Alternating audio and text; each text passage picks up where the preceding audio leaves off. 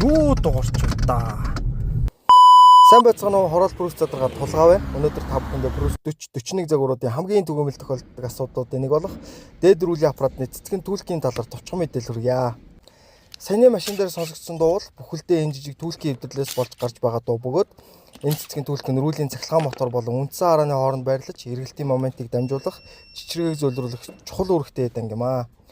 Жолооч нар минь хөвчлэн шорон болон засмал замын дэржинүүр дээгүүр явхад рүүл дээр тор гэсэн точгонсон суултууд уграад байна. Олон юм солилоо, дуун дарагдах байна гэж хэрдэг. Босож явах хэдэн сэлбэг шиг ил биш дал байрладаг учраас онш тогтооход маш хүндрэлтэй байдаг.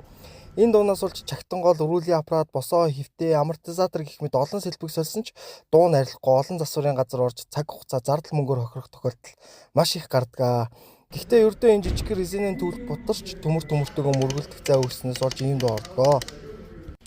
Энэхүү деталь нь полиуретан эсвэл хатуу резинен материалаар хийгддэг тул цаг хугацааны явцад болон рүүлийг байнга ийш тийш нь тултал мошгох болон дэржинүүртэй шорон замаар их явах зэрэгээс ашиглалтын хугацаа богиносож уян чанараа алдаж бутарч эхэлдэг.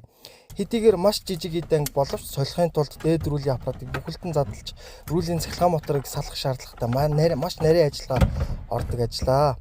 Мэргэжлийн босгон хийвэл рүүлийн уян таслах, тэг цэгийн мэдрэгчийн тохиргоо алдагдуулах, шарвалтын гэрэл асах, тэнхлэг тохиргоо алдагдуулах зэрэг маш олон эрсдэл үүсэх боломжтой. Манайх энэхүү засварыг технологийн дагуу Toyota-гийн албан ёсны сэлбэг ашиглан бусад дэд ангийг гэмтээхгүйгээр салон бүхэлдэн задлахгүйгээр 5-аас 10 минутын дотор чанартай гүйцэтгэж байна. Манайх хуучин байршилтаа өдөр бүр 10-аас 19 цагуудын хооронд хэвээ ажиллаж байна. Цаг захиалга утас 90 39 39.